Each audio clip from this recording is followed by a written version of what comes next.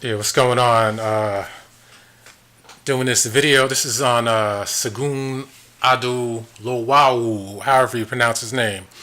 Now, this is a pre-recorded program on a show I used to host on, but these people, as you can hear, they're pretty cooned out, and I just wanted to play this just to show you that these Negroes, it seems they gravitate towards whoever is popular and it is foreign, not black American.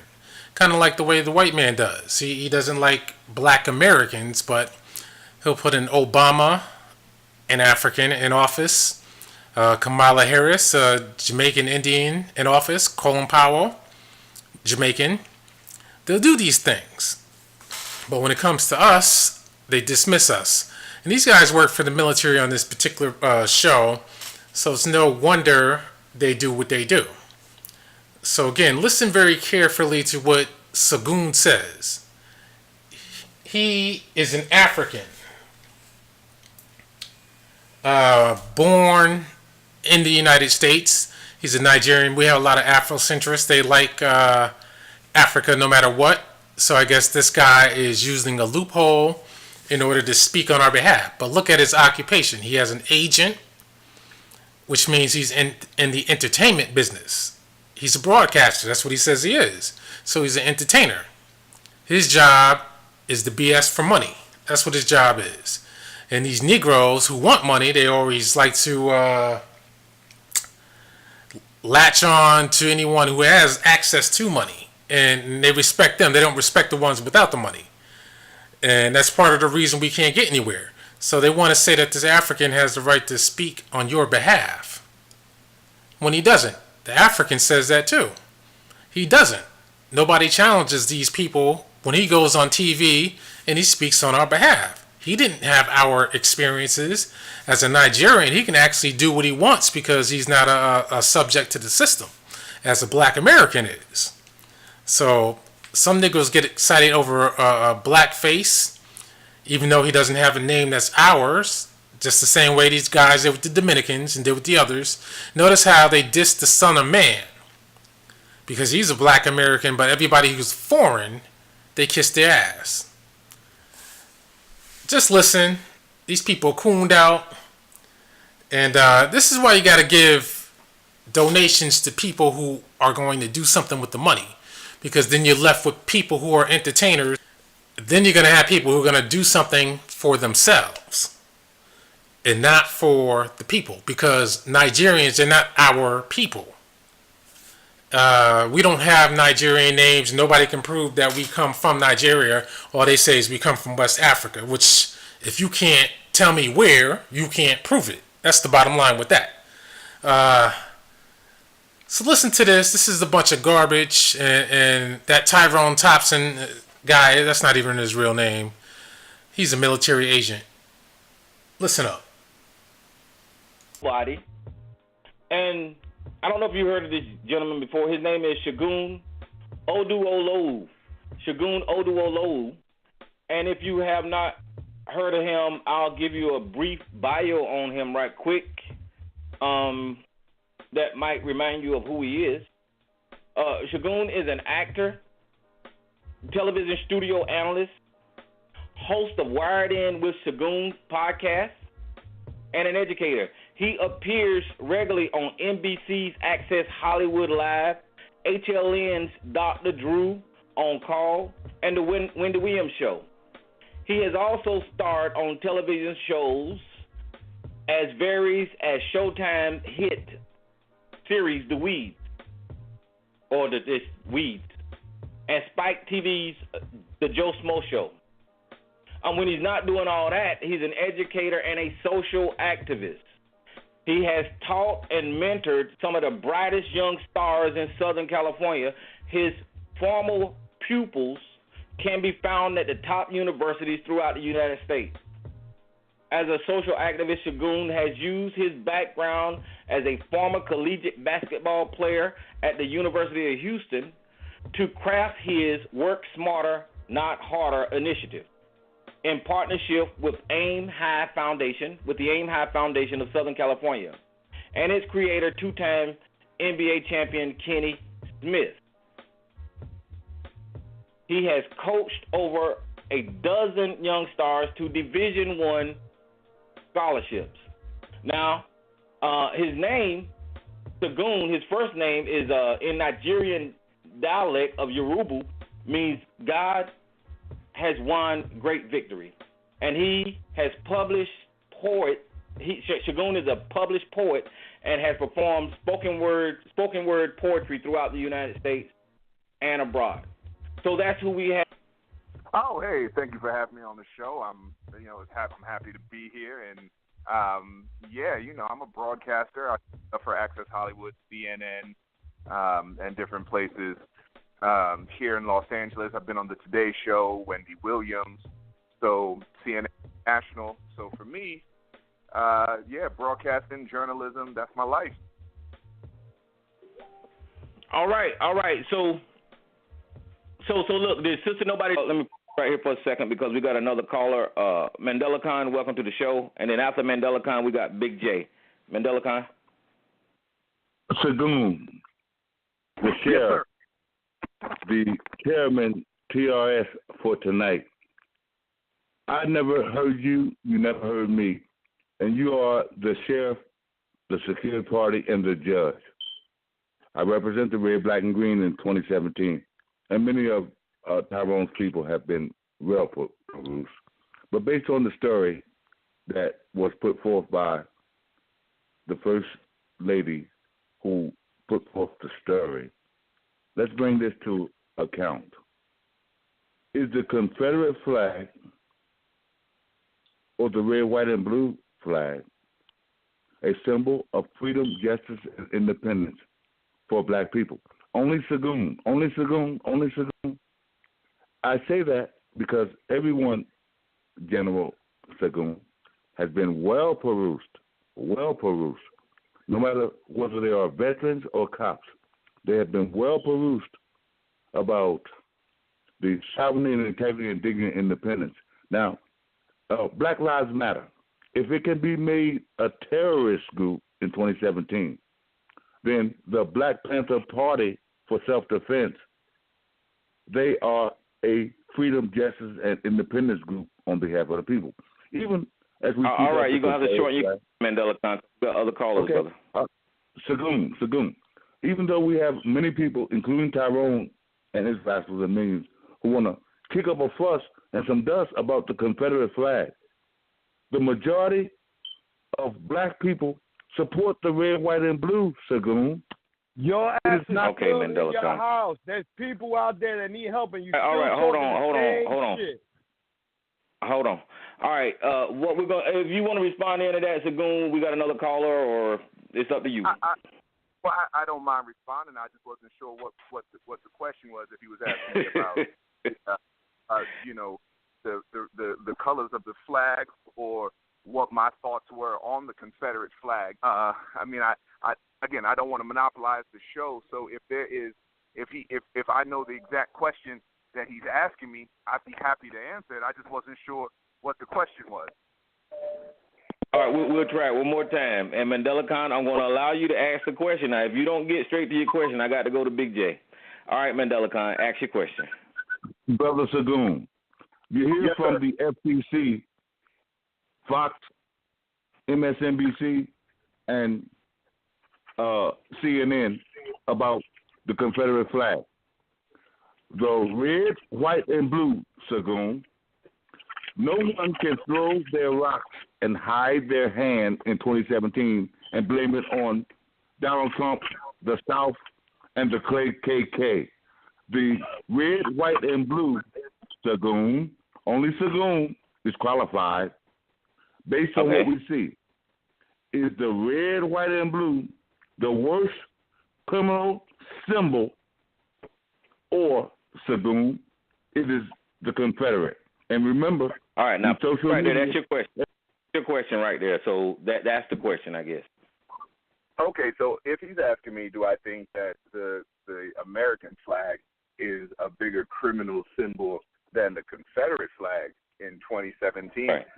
I think that depends on who you're asking. If I am if I'm an immigrant that has come over to this country looking for a better life, the red, white, and blue is a symbol of freedom. If I'm someone living in America that is working every day to feed my family and happy that I have the right to speak and do what we're doing here, open discourse without worrying about the government pulling the plug or censoring what we say, then the red, white, and blue is a symbol of freedom and the freedom of the rights that we enjoy as Americans.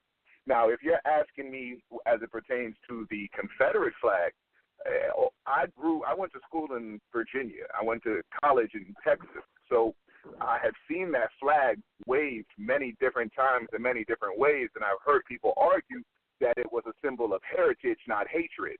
Well, even if I was reluctantly going to agree with that up until Charlottesville, when you see the Confederate flag march side by side with neo-Nazis, that is a clear symbol of hatred and oppression. There's no longer anything you can tell me of that flag being a symbol of heritage. I see it only now as a symbol of hatred. And in my opinion, as a loyal American, somebody out there that's an American that enjoys the freedoms in America, when you have, I don't remember the losing side in a war being given statues and schools and streets named after them. And by the Articles of War, if you fought against the Union, which is what the South did during the Civil War, that was treason. And treason was punishable by death. So I'm not sure why, when the South lost, we have decided to honor that memory of them rising up against the Union with a Confederate flag, statues, and names. So that's the way I look at it. I look at it as, if you're asking me, I don't see the Confederate flag as a symbol of anything other than the oppression of people of color and separatists and people against what the United States is supposed to stand for. And the red, white, and blue, it depends on who you are. If you're here in America and you call yourself an American, then that red, white, and blue should stand for the freedoms you enjoy. All right. Big J, welcome to the show. And before you get started, Jay New York, I got your mic open, and unknown caller, I got your mic open. Who's the unknown caller, though? Hi, this is Alquan. All right, Alquan, you go after Jay New York. Go ahead, Big J. Let me ask you something. Well, first of all, we need to have a security. But I'll back to the first one. Why is it so hard that black men? I'm always speaking about black men now. Why is it so hard for black men and not being politically active? Who is that question to? That's to Segun. Go ahead, Segun. I'm asking I just didn't know. I wasn't sure who he was. If he was asking the question to you, Tyrone, or to me, or to any of the other callers. No, sir. No, sir. I was asking you, sir. So I apologize. I was asking. Oh, okay. Sure. Sure, man. Well, first of all, thank you for calling into the show and having an opinion. And it's a really good question, but it's a much more difficult answer. So, for example, why aren't black men more socially active? Klein? Well, if you look throughout history, anytime we have gathered in groups or have been politically active, bad things have tended to happen to us. I mean, if you take it all the way back to the slavery days when we would get together and try to teach each other to read, all you need to do is see an episode of Underground to see what they were doing to slaves. It would be we're teaching each other how to read. And if you fast forward now to the Jim Crow South, and even now, we get labeled as terrorist groups. So if a group of black guys get together and we're speaking out against the government, that is not a pretty picture for the America that a certain amount of people in power see. The Black Panthers become a terrorist group. Black Lives Matter not only becomes a terrorist group, but then it becomes, well, why do you have to say Black Lives Matter? Why can't white lives matter too? Why can't all lives matter as well? So I think for a lot of black people, also a lot of black men, you are struggling to make ends meet, pay your rent, pay your mortgage, take care of your family, be a good father, be a good husband. And there's only so many hours in the day that you can worry about, you know what, I got to get my kid off to school and make sure he or she is in the right frame of mind, that I really don't have time to worry about a system which for so long has been rigged against. So that's my thought on it. Okay. I've been hearing a lot of black men saying what you're saying, But Black Lives Matter was created by black women. It was created by women, and every other movement is created by women. And I believe that's an embarrassment. That's why I see it. You see what is an embarrassment, sir? I see. Okay. I hear what you're saying. I've been hearing that all the time. But the thing is, most of these current day movements are mostly female led. So I find that to be embarrassing for us to sit there and use slavery and all that instead of, if these women are doing it, why ain't the men ain't doing anything? So, I have a problem with that. Okay, so then my question to you would be, why have a problem and worry about what is either being done or not being done, and then just motivate yourself and others to do and change the cycle? Because I agree with you that it is rather embarrassing that we aren't more socially conscious or more politically active. But just like we're having this conversation here, just like Tyrone hosts the show, there is something that we can all do as men, as individuals, to make sure that we are breaking that cycle. So I would always focus on the positive of what we can do as opposed to the negative of what somebody else isn't doing. All right. Big J, let me go to Jay New York. Jay New York, welcome to the show. All right, man. Yeah, really, I've got a little portion of it, but I just want to ask the brother, do you think that it's important, or what is the importance of being involved on all different fronts, from the Jay New York, your audio is low, brother. Can you hear me? Yes, that's better. Can you hear me? Yeah, I can hear you now. Yes. I can hear you now. All right, so the importance of being involved on all fronts, from the political, protesting, to working the inner system, and whether it be, from law enforcement, judges, lawyers. Somebody had mentioned at some conference or something that he said we need more lawyers. We need more lawyers to be able to be out to help some of these things that's going on that aren't changing because the system is overwhelmed or dominated by a certain kind of people that might not have your interests or have a different perspective on things because of their situation. So how important is it from people that are protesting, from people that do the Facebook sharing, on to actually getting things changed in the government, and do you think by strength and numbers that we can make a change and in the government?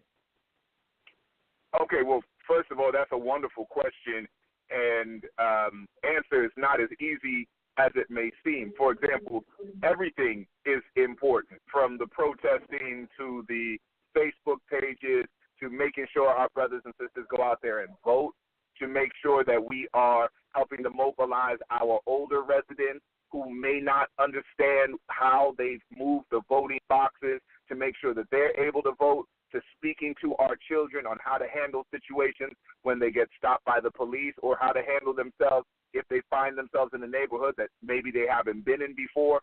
All of it is important. At the very key to me always is going to be education. So the more we read, the more we know, the more we are equipped to have answers for these questions, for why is the voting ballot, why is the voting booth now further away than it used to be? If I'm going to protest, do I know what I'm protesting for? So that I protest from a point of I am frustrated and upset with what's going on, as opposed to I am angry and I'm yelling. So the more we know, the more we're informed, the better our arguments are, and the better that we start looking for different outlets to get our voices heard. I don't believe in being as bad or as underhanded as the oppressor or whoever I feel is oppressing me.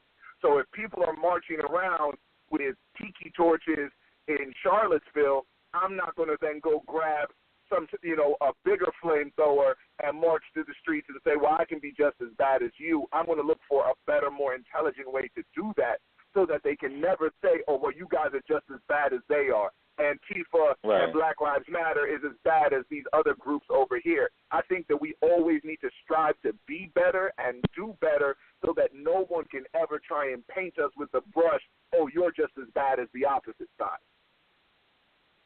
All right. That was Jay New York, and we got Alquan. Alquan, welcome to the show. Hey, what's going on? What's happening, man? Hey, Alquan, what's up, man? Hey, how you doing? Your name is Segun. Let me see if I got this right. Segun Oduolowu. Oduolowu. Oh, I'm sorry. Now, is that your natural-born name? Yes, sir. Both of my parents are Nigerian. I'm Nigerian. I was born in America to be an American citizen, and then we moved back to Nigeria until I was 4 years old, and then I grew up in Fairfax County, Virginia. So shout out to the DMV, D.C., Maryland, and Virginia. That's where I grew up, and I went to school in Texas. I live in Los Angeles. So, yeah, Segun is not my stage name. Segun is actually what my parents named me, for sure. Okay. Yeah, I definitely have connections with the DMV myself. Now, you were talking earlier about the Confederate flag and Black Lives Matter. Of course, I view Black Lives Matter as a false terrorist group created by white people, or at least funded by them, or put. Hold on, Alquan, for 1 second, because I don't want to blindside Segun. Segun, I got to ask you, do you mind this line of questioning that you're getting now? Because it seems like I didn't people even are finish the question first. I'm trying to make sure the show goes all right, Alquan. That's all. I'm going to allow you to ask your question, but I didn't want to blindside Segun with all these questions. Okay, so go ahead, Segun. What was your response, sir? Alquan, you had a question, right? Yeah. So, okay, we got you. Go ahead, Alquan. Okay, I'm sorry, sir. I got muted because the host is pretty biased. He just wants to stop people from asking any type of question that he thinks is going to be offensive without letting the question be heard and letting the guest figure out if it's offensive to them or not. So, I hadn't finished my question, sir, because I was interrupted. Okay, my question is, as I was talking about, you were talking about the Confederate flag and that issue in the made-up terrorist group called Black Lives Matter. And also you mentioned something earlier about voting, and I was wondering, why is it that you think that we should keep worrying about the ballot as opposed, you did mention education, which I like, as opposed to being educated and worrying about money, because East Indians and Asians, they're not worried about the voting booth, So why should we? And in case I get hung up or muted, let me ask a follow-up as well. As a Nigerian American, how do you figure that you're qualified to speak on behalf of Black Americans? As a Nigerian American, how do I feel? Well, okay, so I'll take the questions in a reverse order. I think that, one, as a Nigerian American who is a full-fledged American citizen since I was actually born here, though I was raised, with both, Nigerian household growing up in America, I feel I'm qualified to answer any type of question, because when I get stopped by the police, they don't care. They don't care what origin of my name is from. They just stop me because of what they see. And when people meet me and they talk to me, I don't think they're saying, hey, I wonder if that dude is from Nigeria, if he's from Soweto, Santa Clarita, Kenya, or Kentucky. That's typically not what most people are asking me. But that was the first part of your question. I feel that anybody who is black or brown, minority, or anybody who's well-educated, well-informed with what is going on, has a voice and has a right to say and speak their mind. And my opinion, obviously, is always going to be just my opinion. Do not take it as fact. Take it as the opinion of this one person who pays his taxes and wants a better tomorrow for his family, just like I'm sure you would want for yours. Now, to your point about East Indians and other ethnic groups that worry more about financial security, I would say that there's definitely a difference with how certain things are looked within each community. So we as African Americans or black people, or however you would like to color, black people, colored, whatever word you feel most comfortable using, for so long education was something that was denied us and was barred us.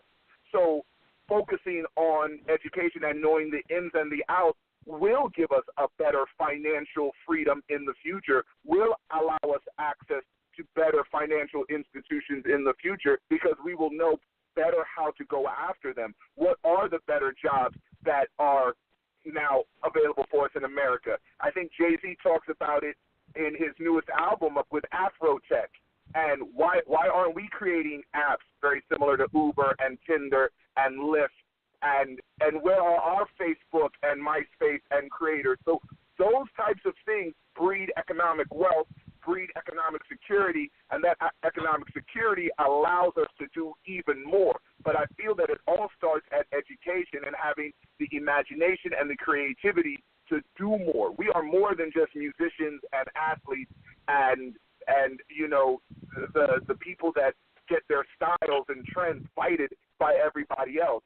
And so if we use our collective brain power, that same mind that's creating this great dance style, this new form of expression, can also rewire a computer, can send somebody to the moon, can create that new movie or write that new play, can write that new algorithm that's going to change the way people get from point A to point B. So it's the education that we need to start investing in our youngsters, and allowing them to know that they can be anything and they should want to be everything.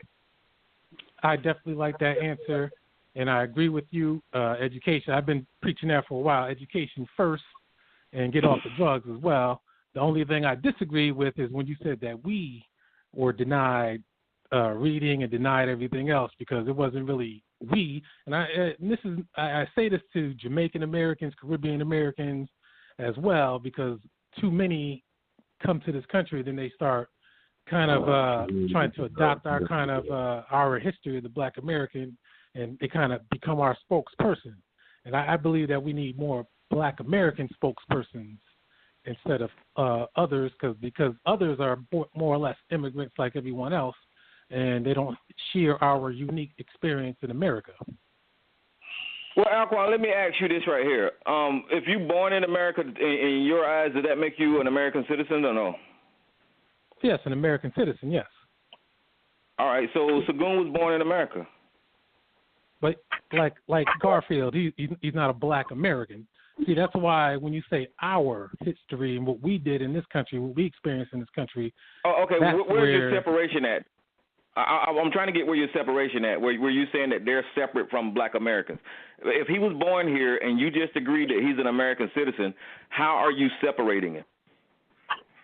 Right. Mr. Ming Chow, he can be born here as well, and he can be an American citizen, but that wouldn't make him an American with the history in America. He couldn't. But when you say Ming Chow, that's hold on, brother. When you say Ming Chow, that's an Asian. I mean, you can tell that's an Asian with an Asian history. But Segun is African and Black American. So how are you making that separation between Segun and African Americans? That's the line that I want you to explain to me. Okay. Well, you kind of just said it right there.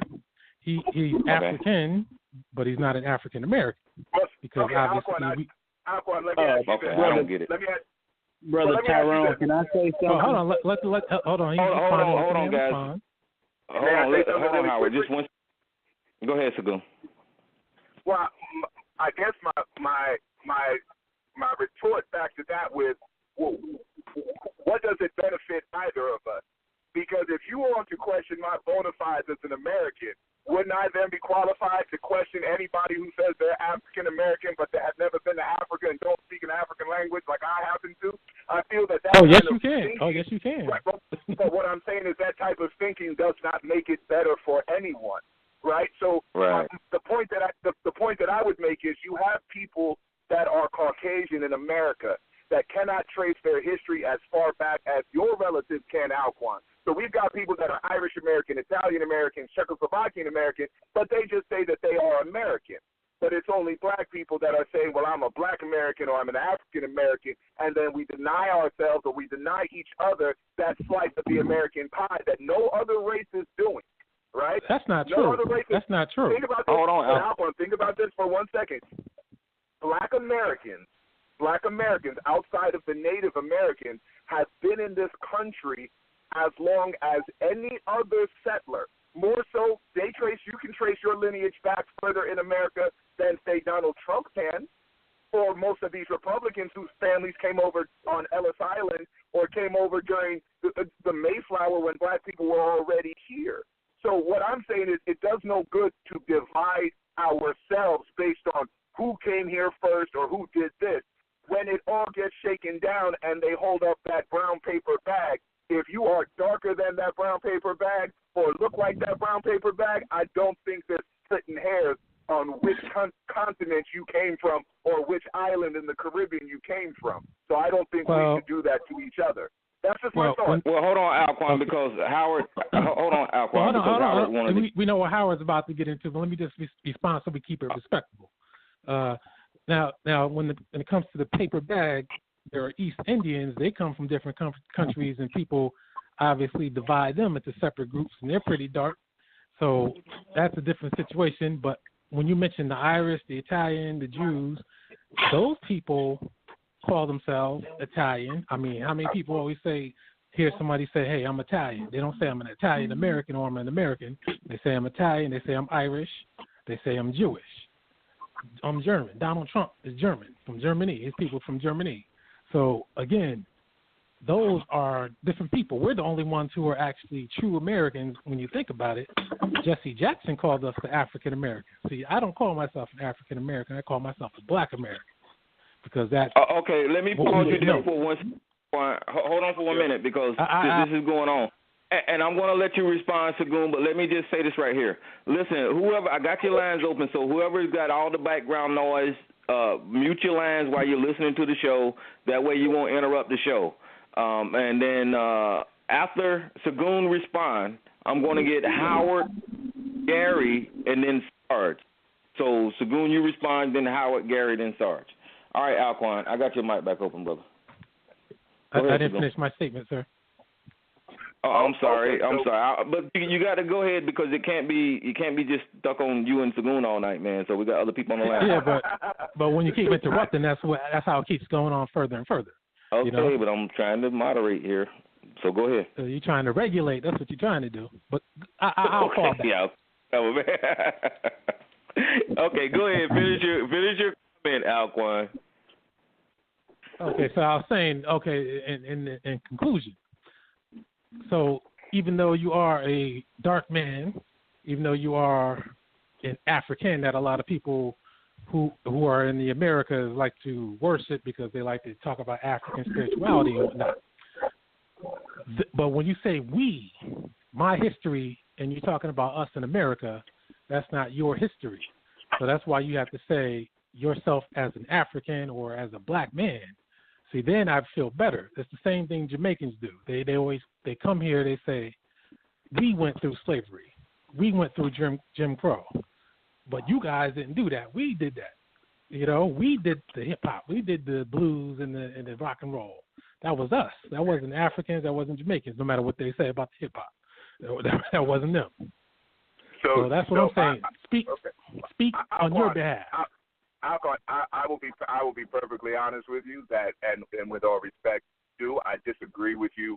And the reason that I disagree with you is that if we want to, depending on where you want to split the hairs, I could say that since the origin of man started in Africa, isn't everybody that's a human being an African American or an African Canadian or an African wherever, since everybody started in Africa? If we want to split the hairs, if you want to talk about the creation of hip hop, wouldn't I say that it all started when people were beating on drums, which is an African thing? I don't believe in taking ownership, and that makes anything better. All I'm curious about and all that I care about now is the benefit of the human condition.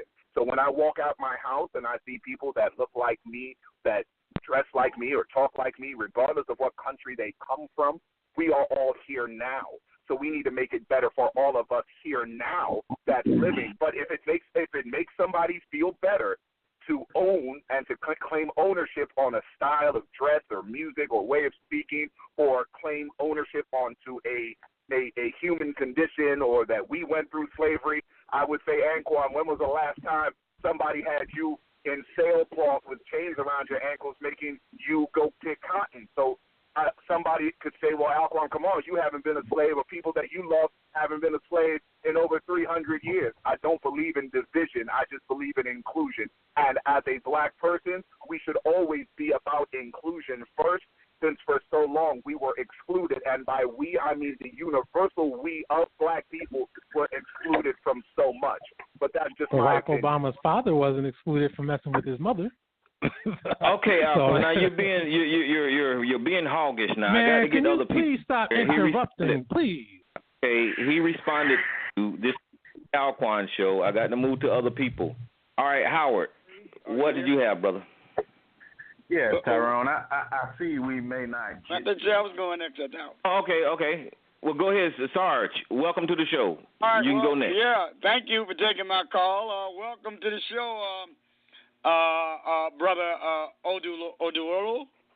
I appreciate that. Thank and you. Look, I'd like to say this, and I'll say it quickly, and I'll get out the way. The reason we need to reject what Alquan said to you, and there's a very critical reason why, and you alluded to it a bit, but I'd like to put a finer point on it. We don't have a caste system in the United States. You are a citizen by virtue of the fact that your parents were here legally and you were born in the United States, which makes you a 14th Amendment constitutional citizen. Accordingly, you have the absolute right as an American citizen to comment on anything you observe, particularly the matters that impinge upon those things that are relevant to the American citizenry. The 14th Amendment was written to create a flaw in the original Constitution that would allow states to prevent black people from being citizens. So you therefore must speak out on things that you think are critical to this nation, and you must reject the thinking that says racial identity is your primary allegiance. And that's all I wanted to say. All right, thank you, Sarge. I appreciate the history Short and lesson. to the point. Yeah, you gotta love the knowledge.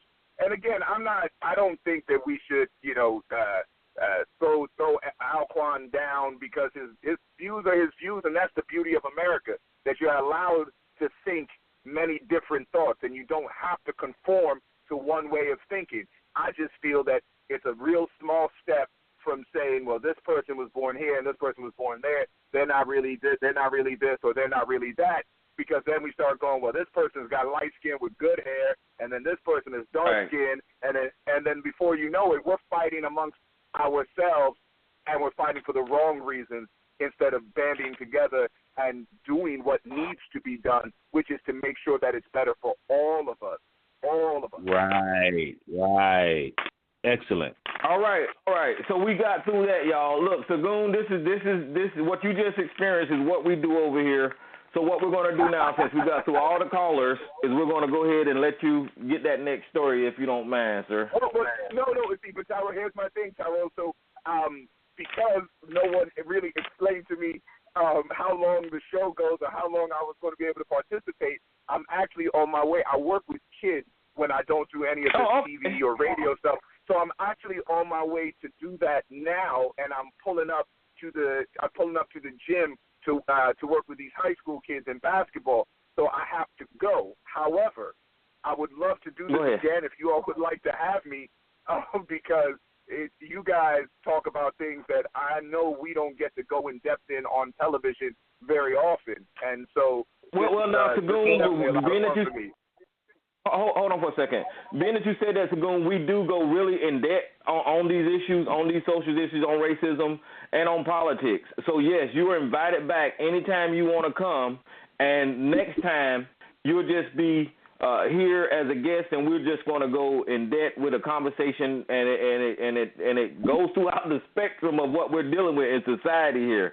From Donald Trump on to the racists to all that stuff, So yeah, you're invited back. But let me say this first and foremost, Tyrone. Thank you for what you're doing. I know we definitely need more of it. You're giving people a forum to share their ideas. The ideas won't always be popular. They won't always be, maybe clearly thought out. And sometimes people will come with a lot of passion and maybe not too many points. But the bottom line is you allow them that opportunity.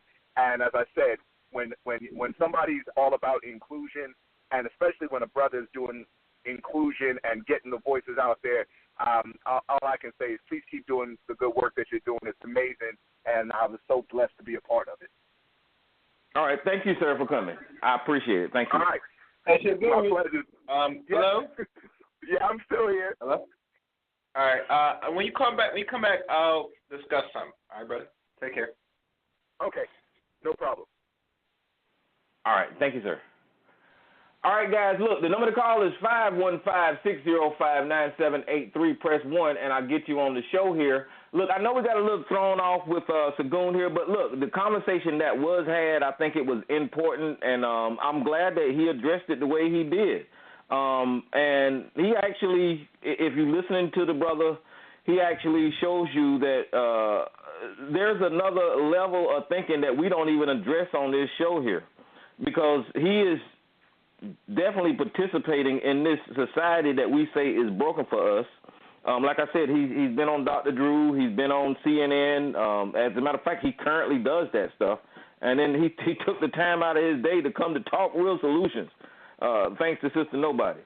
But what we'll do, I don't know, because Sister Lisa had to take off, had an emergency tonight.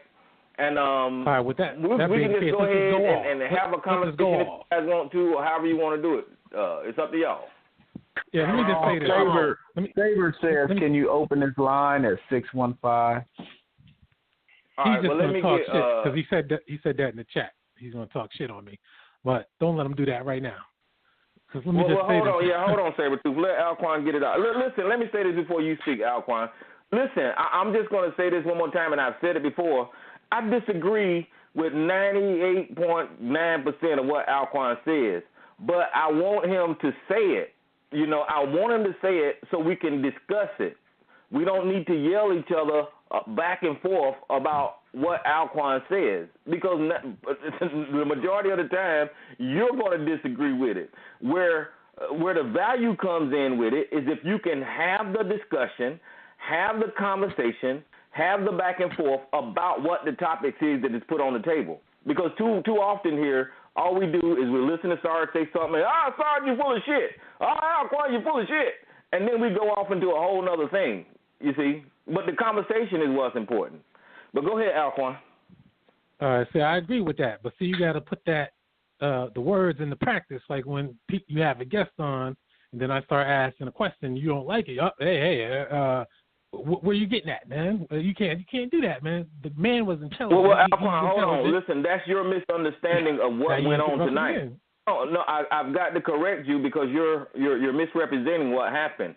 Whenever you started talking, right? Segun had then took like 4 questions from other people, right? But he had got invited to read the news. So what I was doing was verifying that it was okay with him to actually take this line of questions. I did not stop you from asking a question, and I did not try to stop you from talking to Segun. If you notice, I opened your mic and I allowed you plenty of time to conversate back and forth with Segun. So whenever you're accusing me of stifling the conversation between you and him, that's you thinking that I'm trying to cut you off from talking. Just like now, what I'm doing is I'm moderating the show, clearing up things. I'm not cutting you off. So go ahead. Okay, I could have been mistaken. Hurry up, nigga! Hurry up! Oh my God! Come on, Saber. I just said let's not try to do that, man. Now, I could be mistaken because you did say, Mr. Segun, do you really want to entertain this line of questioning and all that kind of stuff? But we'll leave it at that. And the people have their ears. But guys, what the fuck? What did I just waste my goddamn speech? Goddamn. You know how it is. You know how it is. Well, I'm trying to damn shit, man. Goddamn, we sound stupid when we do that shit all the damn time, every day, same shit. But go ahead. Mr. I don't know how to pronounce his last name, so I'm gonna just call him Segun. Hey, look, listen. This is easy. It's Odu. Listen, look. Just look at the word and say Oduolowu. Oduolowu. Yeah, that's it. Odu. Just read it out. Oduolowu. That's it. Okay. And let me say something now, Quan. But hold on, quick. man. I didn't even get to say what I'm gonna say. Put it out, man. I've been talking over him. Hold on. I'm getting his ass. Hold on. Now, hold on. Now, check this out. Now, he's an example of what I talk about. The man, is intelligent. He's educated, and you hear the education in his voice. You hear the versing of a man who obviously does what he does, goes on TV and speaks whatever he speaks. He is intelligent. He knows how to answer questions. He knows how to respond. He knows how to decide if he likes an answer or not. He knows how to spin it around and neutralize a question at the same time. So this is what I mean. When guests come on, we don't need people to jump in and say, hey, I don't like what this guy's about to ask, even though I don't know what he's about to ask. Just let the guests do their thing, because they're on here. If they're guests, they have to be halfway intelligent. So just let them do their thing. That's all I ask. Don't worry about what my angle is, because you never know where I'm coming from, even though it sounds harsh at first. But when I wrap it all up, then you'll see where I'm coming from, and everything will be better. That's all I'm asking. Okay, well, that didn't happen tonight, and that's why I gave my long speech to you about what didn't happen. You was allowed to say whatever it was that you had to say. Uninterrupted. But I was muted. The only time I interrupted you was to moderate the show. So as you feel that somebody is trying to block you from talking, listen, Sarge come on here and say whatever the fuck he want to say, and nobody blocked Alquan, him. So why would they block? About 3 times. He muted me about 3 times, Alquan. Yeah, I muted Howard and I muted Jay New York while you was talking, Alquan. Damn. But go ahead. I think it was Sabretooth that was next. Yeah, man. Hey, man. Hey, why you let him hijack the show, though, Tyrone? I mean, this nigga got. He took up. You had other guests waiting, and you let this fool rant and rave on with his bullshit, man. No one calls to hear this. No one calls to hear this asshole, man. It's not the fucking Alquan show. No one calls to hear him. You had a guest on, and he talked to the man till he had to go. You had other guests waiting who probably wanted to talk to the man, but he had to deal with Alquan's stupid shit. That's straight selfish, man. It's straight selfish for him to be doing that shit. He hogs the damn show. That's what he did, man. Hey, Tyrone, let me explain something. And I don't think maybe Alquan, maybe he knows this. Maybe he doesn't care. He know what he's doing. Let me just explain something, Alquan, what Tyrone is trying to say, and maybe I can put it in some different words. You there, Alquan? Yeah, he did. Yeah. Okay, the brother came on, right? He came on, we went through a story. I was the first person to interact. I didn't ask him, was he Nigerian or Egyptian or whatever. My interaction with him was about what the story was about, and we conversated on that, and we actually even disagreed with I had my opinion about Sheriff Clark appointment. He had his opinion, and we kept it on that level of the subject matter. Now, when you come on then and don't give a damn about what the subject matter was, because this was a news show, and that was the plan, and you come in going in all these other different directions, probing into people's things, then that's a sort of different thing, and that's why kind of Tyrone is saying, hey, what's going on? What you doing? Because you're not interacting with the guest with the subject matter. You're interacting. Right. You're interacting with the guest in another way, so you can try to probe, so you can maybe pounce on this or pounce on that. Okay. It's not always let me just say this real quick. It wasn't let him get it out. I jumped in when Mandela came on. You can go right after. Well, you can go right after him, Alquan, but let him get it out because he definitely explained it way better than I did. So go ahead, Howard. Yeah, damn it. He done made me forget where the hell I was at. It's not about Alquan always trying to find something about somebody you disagree with or trying to find an avenue where you can pounce on that person. It's about relating to the subject that's at hand, and we all get involved in a conversation, bro. It's not about grilling that person on their own personal shit. They're an African and I'm a black man. or this and that. That's not what it's about all the time on the show. But that's what you make it about. And then that's where it becomes an issue where the host will be like, hold on, where you going? We talking about tires on a car, and now you're talking about some whole entirely different shit. Like, and that's where it becomes an issue. I don't know if you see that or not, bro. Well, you can all black people. Hold on, let me do this right here, Alquan. You can respond, but I got to open 860, and there was somebody else. I missed somebody else push one. All right, go ahead, Alquan, and then Gary, you can go right after Alquan. Yeah, here's the issue here. I'm not here to grill. Well, actually, you ask people questions. I guess you are kind of grilling them in a sense. But I'm not here to cause problems. But I am here to ask questions, real questions that get to the heart of the matter. And I will admit that I did not hear the show from the beginning. I did catch in when Mandela started speaking. That's where I caught it at. So from that point on, Mandela, Big J, I was thinking everybody was just talking, asking questions about to Segun. That's what I thought. So I figured, okay, well, let me ask some questions.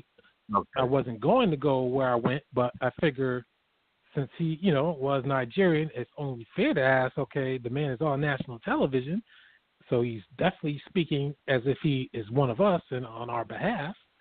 So I have to ask, who made you the spokesperson for us, and why do you do it? How come we can't have our own spokesperson? Nobody who's Jamaican or whatever would have us go speak on their behalf and say and adopt their history. They wouldn't do that. They tell you in a minute, right. Nah, man. I got you. You're not one of us. I got you. Don't let him slide. All right, well, hold on. Don't let hold him on there, slide, because unknown caller. Must be Jay New York. All right, so Alquan, Sarge, break, and then Jay and Wesley. Go ahead, Alquan. All right. First of all, definitely commend Howard for being an adult, calm, and just speaking his mind without any craziness. So I appreciate that, and I could better communicate with the man when he speaks like that. Now, let me just say this: when you have guests on, one of two things that can happen with guests: either you speak to them, ask them questions, or they just run off with the mouth like Dick Gregory. So, and you just accept whatever they say. And I'm not saying that you have to challenge everyone when they come on, but if you're going to ask questions, technically asking a question could equate to a challenge depending on who likes the question and who does not like the question. If a question is, when are you coming on a next show of somebody else's? People might like that question and let it slide, but if it's a question like I asked, then people may not like it because they see it as a difficult question. But I say for everyone else, what you do is you listen to the guest's response. His response is what determines whether or not the question is offensive and how he responds to the question. The man did a great job of responding to the question. He didn't sound hostile. He didn't attack. The man addressed the situation as he wanted to in his respectful and tactful way. That's what you have to go by. Don't go by your own feelings. And it wasn't a one-on-one. That's not what I was trying to do. But technically, when you ask someone questions, it technically becomes a one-on-one because that one person's asking the question to another person. And as far as the comment of being born in another country with different parents of a different nationality, speaking the situation going on in the country, see, you can do that. You can speak on the situation going on in the country. You can say, hey, I'm a Nigerian. I don't like what's going on. But when you say, we have been through Jim Crow, we have been through slavery in this country, and this Confederate flag offends me, now you cross the line because that's not you. That's not your Brother Alquan, you're still missing the point. Hold brother. on. Let him finish because he's going to accuse you of cutting him off, but let him get it all out. Go ahead, Alquan. Now you're doing it again, trying to speak for me. But anyways, my point was that's not his history. He can speak on that history, but don't say we. Don't say it's me and my people. Now, of course, we have people who have a difference of opinion, who get into this Pan-African craziness, who think that a black person is a black person wherever you're at. which is the ideal, but that's not the case. And we just can't assume that any black person has the same history, because if that's the case, we could talk about the East Indian, like I always bring up. I bring them up for a reason. I don't just bring them up for nothing. Okay, now we got to pass it out, Quan. Now we listening to you, but you got to hurry up. Oh, okay. I didn't know there were time limits. Okay. Let me say something, Tom. No. Sarge is next. Sarge is next.